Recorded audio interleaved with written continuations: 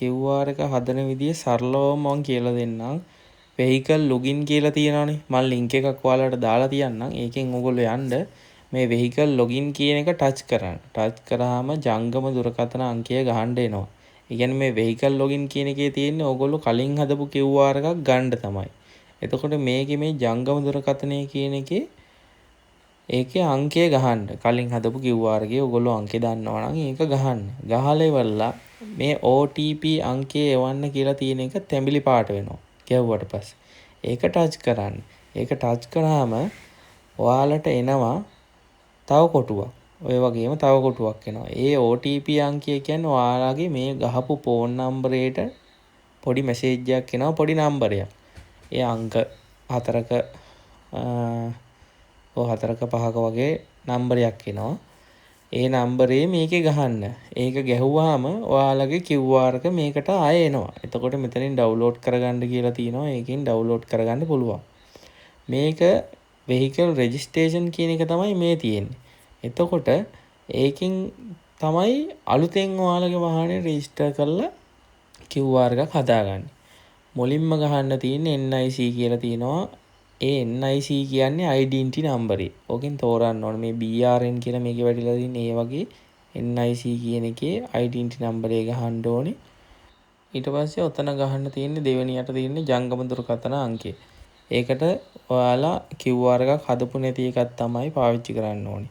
ඒ වගේම identity number එකටත් QR එකක් හදපු නැති එකක් තමයි පාවිච්චි කරන්න ඕනේ. එකකින් එකපාරයි පුළුවන්. identity number එකයි QR එකයි ඔක්කොම එකකින් එකපාරයි පුළුවන්.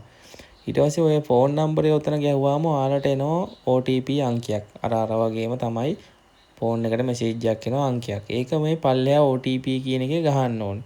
ගහලා ඉවරලා ඒක තහවුරු කරන්න. තහවුරු කරාම ඔයාලට මුල් නම වාසගම ලිපිනය කියලා එකක් එනවා. ඒ ටිකේ වාගේ නමයි ඊට පස්සේ ඉතුරු කෑල්ල නමේ ඊට පස්සේ තමන්ගේ ඇඩ්‍රස් එක ගහන්න ඕනේ. ඇඩ්‍රස් එක කියන්නේ ලිපිනය. ලිපිනය ගැහුවාම හරි. ඊට පස්සේ ඔතනින් ආයේ මීළඟට කියලා කොටුවක් තියෙනවා. ඒක තැඹිලි පාට වගේ වෙනවා.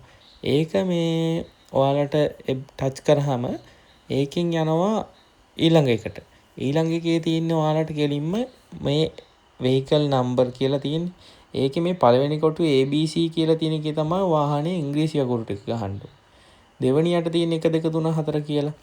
ඒකේ තමයි ගහන්න ඕනේ වාහනේ නම්බරේ අංක ටික. ඊට පස්සේ vehicle type එක බයික් එකක්ද කාර් එකක්ද ඒක තෝරන්න ඕන ඔයාලගේ වාහනේ.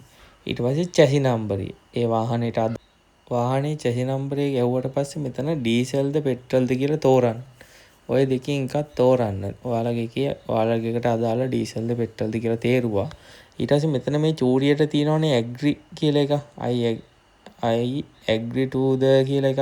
ආන් ඒකට හරියක් දාලා උතන පල්ලෙහා එතකොට රෙජිස්ටර් කියන එක තැඹිලි පාට වෙනවා. ඒ තැඹිලි පාට වගේ වුණාම ඒකට ටච් කරන්න. ටච් කරාම කෙලින්ම ඔයාලට අලුත් QR එක හැදිලා එනවා.